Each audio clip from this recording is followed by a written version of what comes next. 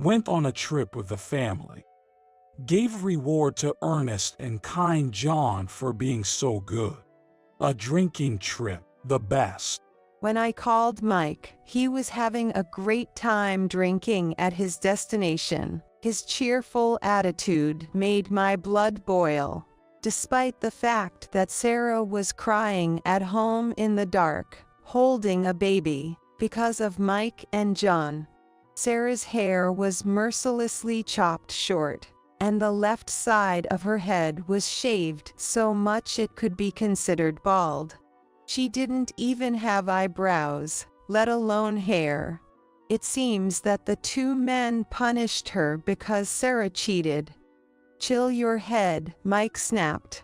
I could believe it from Mike, but I never thought that John, who seemed like such a good young man, could do such a terrible thing. Who needs all this? This family, these memories, everything, useless. I've decided to ditch Mike and John too. I have no regrets or affection left. I am Linda Johnson.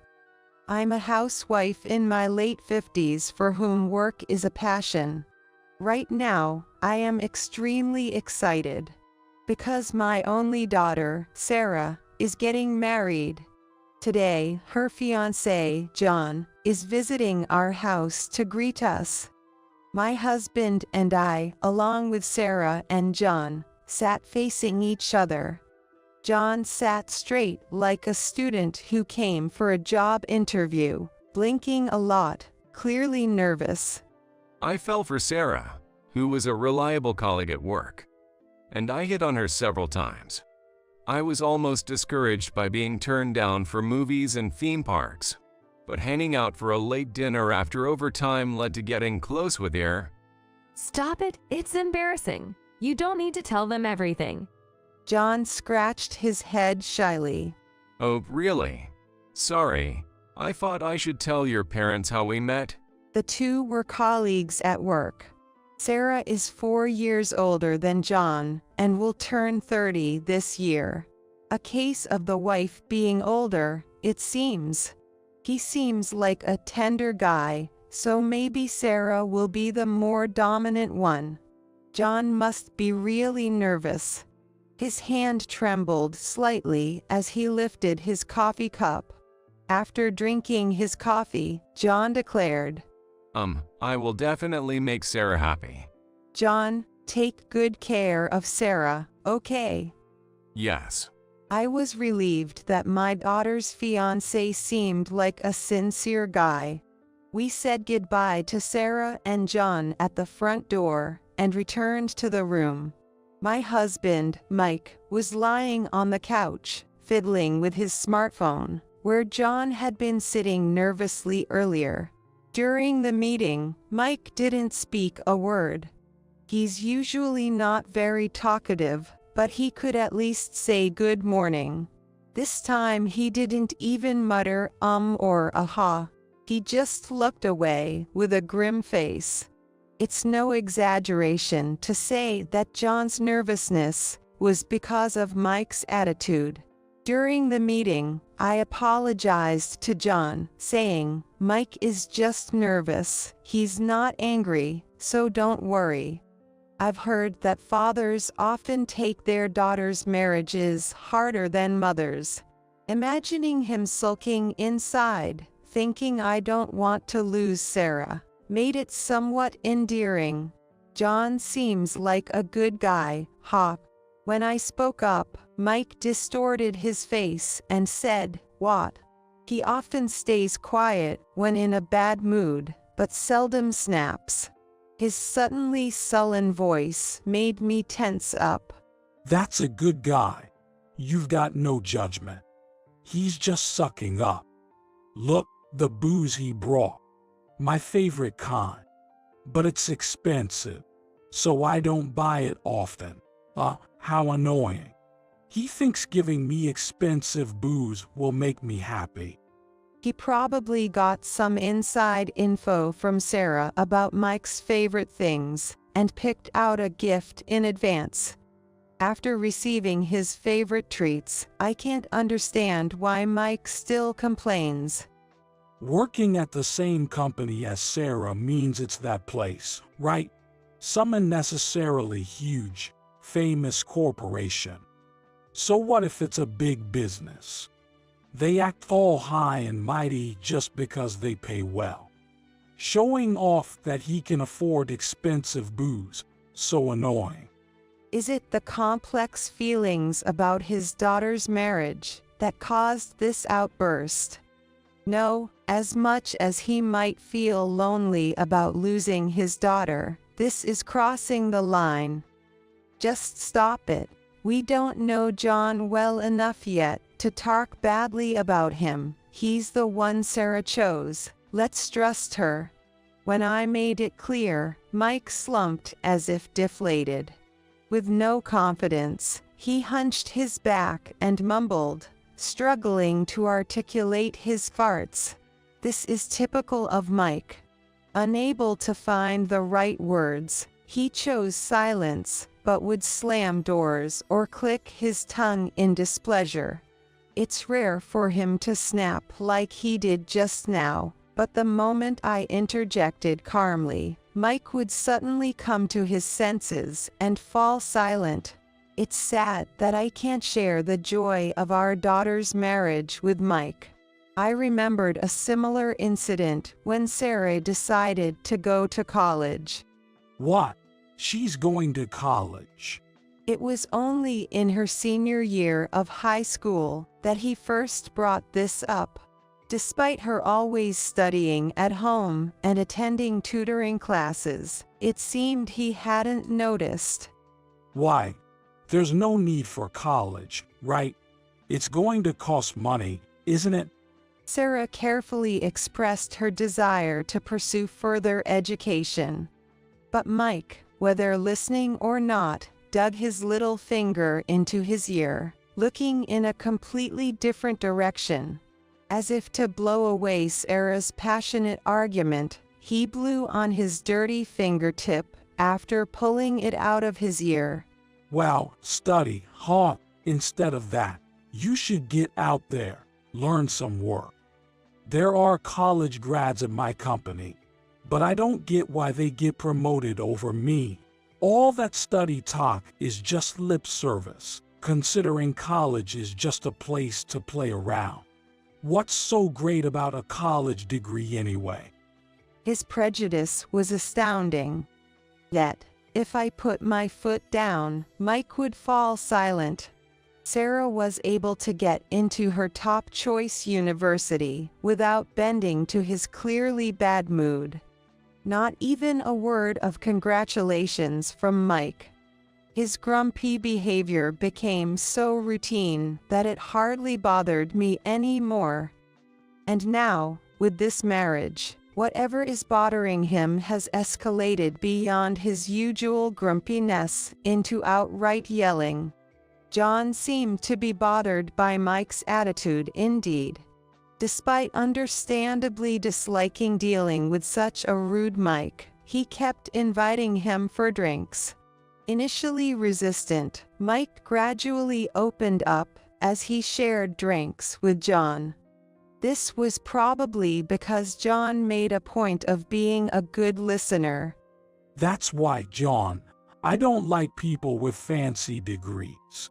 Despite my longer experience in life, I can understand why someone with just a degree can climb the ladder so easily. Isn't this world messed up? Indeed, Mike. Mike was in a good mood at our dining table. When bringing over snacks, I said sorry to John, but he just smiled and gave a slight shake of his head. I have high hopes for you, John. Despite being a college grad, you're humble. Yet, that's good. You're a grad and yet not in a high position. You must really be incompetent at your job. When Mike started belittling him, I quickly intervened. John just smiled and said, "It's okay." See, look. In our house, the wife is the boss, calling the shots. I failed in educating my wife. But there's still hope with you, John. Think of your wife as your servant. Don't worry if you can't make it big at work. People don't judge us fairly anyway. Make your home your kingdom. Got it? Yes, I understand, Mike. This was the first time I saw Mike so drunk. Usually, he might be pleased because a college-educated person was showing him respect. But that doesn't excuse his offensive words. Yet John continued to boost Mike's ego without losing his smile. What an incredible person he is. He was making efforts to get along with his fiancée's father. Surely Sarah's future is bright. I felt completely assured they would have a wonderful married life.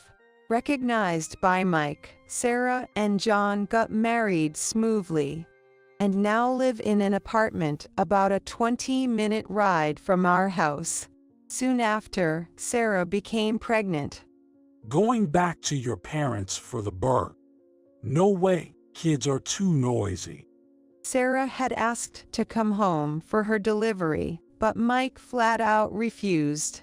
It's your first childbirth, so it must be nerve-wracking. Sarah, I'll cut back on work and support you properly. And Mike, it won't bother you, so please let's allow them to come in. We're family, after all. With just that, Mike pouted and fell silent. It's like I have to do whatever you say. I could almost hear his inner voice. It's not that I want to ignore Mike's feelings. So I explained how crucial postpartum support is, but Mike wouldn't say a word anymore, leaving me at a loss. She'll be coming the day after tomorrow. She'll be coming tomorrow. I kept counting down to inform Mike, and somehow managed to let Sarah come home for the birth. And Sarah safely delivered, now resting peacefully at our home. The newborn granddaughter was named Emily. Holding a baby for the first time in a long while, she felt soft and smelled sweet. Even Mike couldn't help but smile at her cuteness. He wouldn't bother with the baby, pretending to pass by, but then sneaking glances at Emily. After about a month of rest, the day came for Sarah to return to her own home. John came to pick them up, and I felt a bit sad that this happy time was ending. John, must have been tough alone, huh? Sorry for spoiling her by letting her go back to her parents' home. She's been lazing around here as if making up for a lifetime. When you get home, make sure she makes up for the slack. Mike probably said this, trying to sound important, treating John like a subordinate. As I was about to scold him, John spoke up first. All right, got it, Mike. John seemed to have gotten used to handling Mike. He agreed to avoid conflict, just going along with the conversation. I don't want to leave. Sarah muttered anxiously. It was unusual for her, normally so reliable. What's wrong? Before Sarah could say anything, John put his arm around her shoulder. You can't keep relying on your mom forever. Sarah nodded, her face strained as if holding back tears. Maybe she found it hard to leave the comfort of her childhood home. It'll be difficult for me to help out as much from now on, but with John by her side, there shouldn't be anything to worry about. This past month, I've significantly cut back on work. I've been coming home early to avoid overtime, and even took a few days off. Far from being tired from caring for Emily, I felt energized and motivated for work. At the office, they were just waiting to send me on a business trip. I'm fired up to buy toys for my adorable granddaughter. And a few days later, I returned from the business trip. It's late tonight, so I'll drop off the gifts at Sarah's tomorrow and get to hold Emily. Excited about this plan, I was about to open my front door when I faintly heard a baby crying. It was a frail, weak cry. I was happy to think Sarah was at our house, but suddenly, a sense of unease washed over me. Something was wrong. That's right, my house was completely dark. As I opened the door, the crying grew louder. No doubt about it. Emily was inside the house. But why was there no light on anywhere? Sarah, are you there? No response. Only Emily's crying echoed through. Kicking off my shoes, I hurried through the house. When I opened the door to the living room, I could vaguely make out a figure in the dark. Tentatively, I turned on the light. Yikes! I involuntarily screamed and stepped back. There was Sarah, holding Emily and shedding tears, but I couldn't recognize her at first, because her hair was chopped up unevenly, and the left side of her head was almost completely shaved. Sarah, are you okay? What happened? Rushing to Sarah, I realized she didn't even have eyebrows, let alone hair. I almost screamed again, but instead, I hugged her tightly. Her hoarse crying was directly in my ears, making my chest unbearably tight. I held her for a long time. She finally whispered the reason for this mess. Dad did this. What? Why? No matter how irritable or angry he got, he had never resorted to violence. Could this be a mistake? But Sarah's next words only confused me more. And John. What? That was unthinkable. Not the John I knew, the picture of a good young man. Reeling from the shock, I caught Sarah's vacant eyes looking at me. In that moment, I was certain of the truth. Sarah would never lie. But why? With difficulty, Sarah revealed a shocking reason. Because I cheated. That can't be. I mean, really. Despite my complete trust in Sarah, the story seemed unbelievable. Holding back my urge to scream, I called Mike to verify the facts. Hey, hello. Mike answered the phone cheerfully. The background noise indicated he was out somewhere. It seemed like he was drinking. Where are you? I tried to ask gently after taking a deep breath, but my tone unintentionally became harsh. Yet, Mike seemed too absorbed in his enjoyment to care about that. On a trip with the family. Family? Who? John, rewarding good. Kind John with a drinking trip. The best. You're on a business trip, trying to look good, but you're just eating local food, right? The booze and food are always better on trips. Sarah was trembling right beside me, yet Mike responded cheerily. He apparently didn't remember that my business trip was ending today. A drinking trip, just the two of you guys. What about Sarah and Emily? Oh, they're at home. Had some issues, needed to cool off. So we decided to take a trip. It hurt to respond with a fake "I see," and I pulled the phone away from my ear. Anger overflowed, but venting it to this cheerful man seemed pointless. Men need a break too, you know. It's unfair women always use kids as an excuse to rest. That's why I took a week off. Let the office folks learn they can't function without me. You'll find the house a mess when you get back. Thought I would clean. No way, I'm not a cleaning robot. Behind Mike's assertions, I heard a voice chiming in. Exactly, exactly. Unfortunately, it was John's voice. Any faint hope that John had just been swept along by Mike was dashed. As I stood there stunned after ending the call, Sarah told me. He wasn't a good person. Rather, John was. Tears flowed from Sarah's eyes again. Even Emily, whom I was holding, started to fuss, sensing the sadness.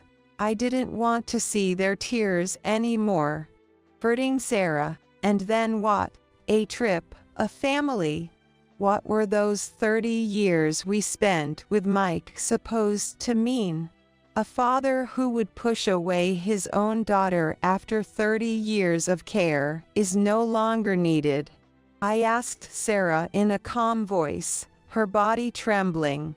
Do you need such a family, Sarah? Shall we let them go? As I spoke, 30 years of memories flashed before me. The day Sarah was born. The first time Sarah called him Daddy. Mike was overjoyed, crying and jumping around. It seemed he genuinely loved her when she was little. I almost thought he wasn't all bad, but then I remembered how he would become grumpy over trivial things. He once got sulky because Sarah called me Mommy more often than Daddy and left us in a distant park. The bad memories outnumber the good by about 100-fold, not to mention what he did to Sarah. As a member of the family, Mike was utterly unnecessary. Sarah, still trembling, looked me straight in the eye as if understanding my resolve. We don't need them. Hearing her response, I nodded deeply. Who needs all this? This family, these memories, everything, useless. I resolved to abandon Mike and John. There was not a trace of regret or sentiment left. A week later, Mike bombarded me with calls non-stop. Because he was so persistent, I answered. Bracing myself for a scolding, I partially covered my ear, but Mike's voice was unusually feeble, almost probing. The house is gone. When I didn't respond immediately, Mike continued nervously. I'm pretty sure I'm at the right place. But the house, it's just gone, right, John? This is where the house was, right? Yeah, it's gone. He must have felt like he was dreaming. Anyone would be confused if something as permanent as their home simply vanished. Returning to their familiar home after a week, they found nothing there. No gate, no flower bed, not even the large house. Everything was gone, leaving just a bare plot of land. Oh, that property. I sold it. You sold it? What do you mean, sold it? Mike's voice rose in pitch. He was too bewildered to even be angry. I sold it to a real estate agent. The house was pretty run down, being a used property, and more than that, I didn't want to live in a house steeped in memories with you. I thought it'd be better to tear it all down. It was my house, in my name. So I did what I wanted with it. What? No way, right? Mike's deflated lament was irritating. Ignoring him or being yelled at was unpleasant. But his weak and whiny behavior was especially grating. Mike, always feeling inferior, harbored resentment towards me. Because I earned more. I never blamed or looked down on him for it, but he was always concerned about it. No. But how can you just do this? Why, I wondered, did he think this? There must be a reason he resorted to such drastic measures. It's about Sarah. Oh. Surely he hadn't forgotten about Sarah while indulging in a week-long escapade. No, it's different. It's Sarah's fault. Sarah, she cheated, believe it. Cheated? Yes. That's why I cut her hair, to make her reflect.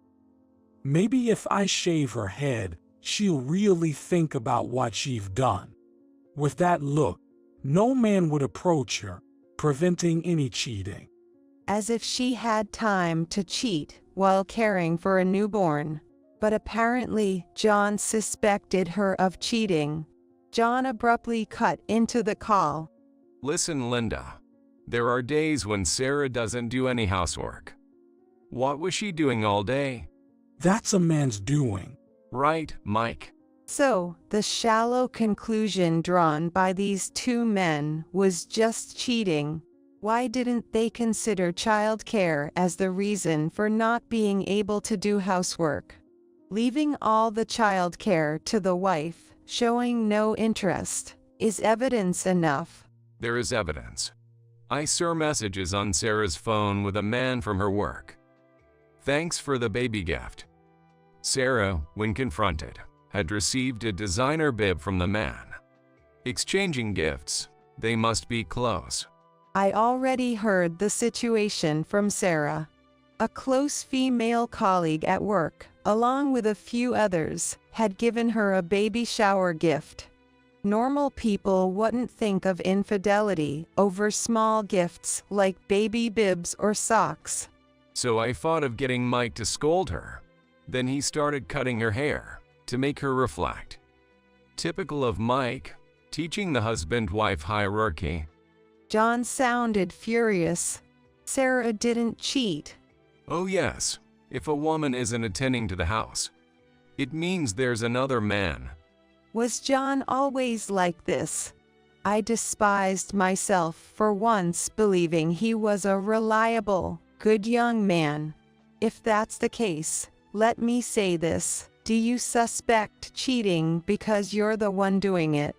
What? No, that's not. He was visibly flustered. I heard from Sarah earlier. You used her absence during her maternity at her parents' to bring women to your house, didn't you? How did you? Just as I thought. You seem to underestimate Sarah a lot, but your actions have been transparent all along. I could hear him gasping for air. Bringing different women to your house nearly every day, letting them take care of household chores and even your personal needs. I know you've been paying them. Did you use some popular dating app? Must have enjoyed feeling like a king. In fact, Sarah was aware of all John's betrayals. When she tried to confront John about his cheating, he turned aggressive and attacked her. John cheated. Despite Sarah's complaints, the foolish Mike wholeheartedly believed John. He probably preferred his flattering son-in-law over his own daughter. It can't be. So, John cheated as revenge for Sarah's supposed affair. John fell silent. Even if Mike's influence changed him, it didn't excuse his grievous mistake. And who destroys a home over infidelity? Mike still didn't grasp the gravity of his actions. It's not just the cheating. I'm angry because Sarah was hurt. Even after saying this, Mike and John remained nonchalant. She got hurt. I don't recall cutting her ear with scissors. I used a clipper for the first time. It was easy. Maybe I could become a barber.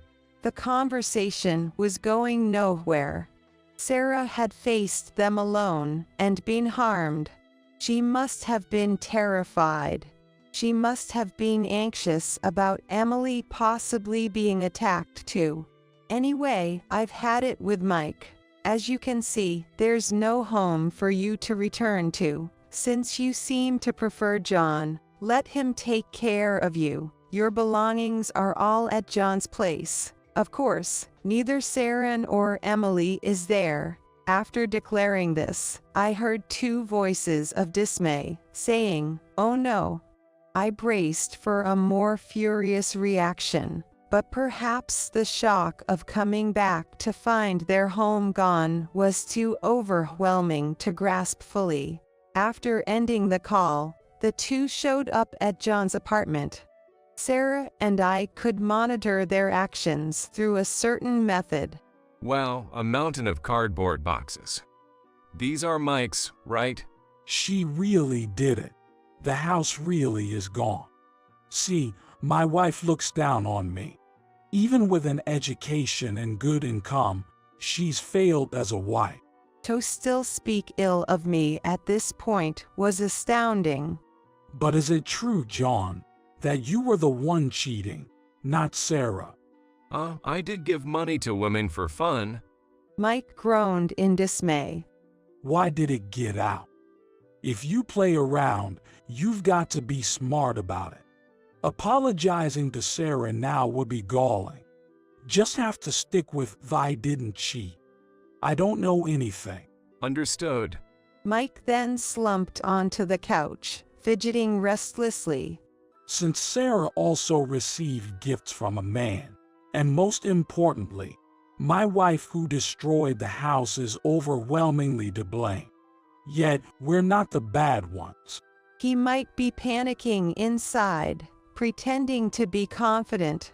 Knowing it was futile to talk, I couldn't help but speak up. Who's not to blame? Yikes. Startled by my sudden voice in the room, Mike jumped like a frog. I thought you might reflect a bit, but you're just trying to save your skin. What? Where are you? Mike and John rushed together, looking around, hands clasped.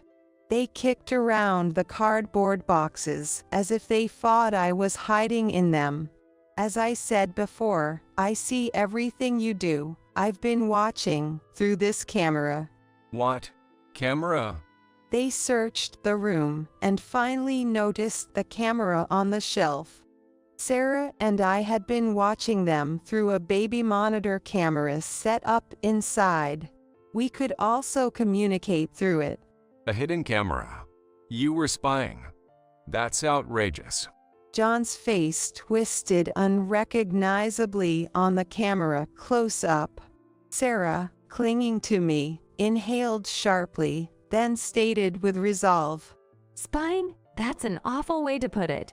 It's just a camera to watch over the child. Spying is spying. Daring to do this, woman. Next time, shaving your head won't be enough. How about I make sure you can use those eyes? Faced with John's rage, I was at a loss for words. The facade of the good young man was shattered. On the last day of her visit our home, Sarah's profile whispering "I don't want to go back" came to mind. Apparently, John changed after marriage. Even though both Sarah and John worked, he gradually showed a domineering attitude that housework is a woman's job and a wife should serve her husband. Surprisingly, the camera caught all of John's abuse and cheating. Oh, what a shock. Sarah, safe elsewhere, kept her composure, aggravating John further. With his face red with fury, John lunged at the camera and smashed it to the floor. The camera on the floor captured John's tantrum. Damn it. Just because you're a woman, you think you can trap me. Don't underestimate men. John, who graduated from a good university and works at a respectable corporation, is acting like a child. I thought he was just going along with Mike, but maybe he deeply agreed with him. John, are you putting yourself down? Is it because Sarah earns more than you? If that's the case, you should improve your skills instead of dragging others down. It's because you don't have those abilities that you act tough. While stomping his feet in a quick pace, John hurled vile words, attacking Sarah's character. Presumptuous for a woman. His unbearable insults continued. After a few minutes of listening, Sarah said softly, This camera has a recording feature, you know. The verbal abuse stopped instantly. Shifting from insults to pained cries, I didn't mean it like that. I love Sarah. I was just being spoiled. He began to make excuses. There's nothing more revolting than the tears of someone who was just boastful. Disgusted, Sarah and I ended the call. John dragged Mike along, and they both expressed apology, peering into the camera. Seeing the tear-streaked faces of the two just made us feel uncomfortable. An apologetic performance like this was too late. What follows is what I heard from Sarah. The next day, John went to work with a haggard face. Perhaps because it was his first day back at work after a week's leave, his colleagues' stares pierced through John. What's wrong? Oh, are you worried about my swollen eyes? Kind of looks like pink eye, huh? John's eyes were bloodshot from crying during yesterday's apologies. Despite his attempt to laugh it off, the coldness in his colleague's eyes remained. He felt as if openly hostile, overwhelmed by the atmosphere. Then Sarah appeared. Though it was not strange for her to be there as they worked at the same company, John was as shocked as if seeing a ghost. Why are you here? John screamed. I came to thank for the baby shower gift. What? Now? That's not necessary right now. Don't look at me with that scary face. It mattered because it was now. Sarah wore a hat, but the shaved eyebrows and hairline were clearly visible. No one could see her without being shocked. Her colleagues were skeptical of her modest account of John, but his panicked reaction revealed the truth. It's not true. I'm not the bad one. She's a bad wife. I was just trying to make her reflect. No, I didn't do anything. I don't know anything. No matter how much he tried to dodge, he couldn't escape the truth. Eventually, Sarah and John divorced. The reason for their divorce quickly spread throughout the company, making John's life miserable. Despite clinging to his corporate job, it was over for John. Fired. Fired. No way. After enduring all the bullying from everyone. Fired. Sarah had reported the abuse to the police. John was prosecuted at home and fined. He might have thought it wasn't a big deal since he didn't go to jail, but a criminal record still attached to him. He couldn't complain about being fired for misconduct. The baby monitor camera, disconnected for a while, finally showed John's head. His hair cleanly shaved, scalp gleaming blue. Can you see? Sarah, I was wrong. I'm a criminal now and unemployed. Are you satisfied? As you can see, I've shaved my head. I'm reflecting. Without hesitation, Sarah started the call. If only we could turn back time. Sarah. Yep, right. Let's go back in time and start over. Sarah's hair had finally grown enough to be styled into a very short cut, and her eyebrows were even again. With her distinct features, she looked like a stylish woman. Her expression much brighter now. It's impossible. Time doesn't rewind. And even if it could, I'd go back to before I met John and avoid you entirely. Sarah's voice was steady. This is the last time we'll talk like this. I've asked a lawyer to handle the rest. A lawyer? We're already divorced. What more is there? Compensation for the affair.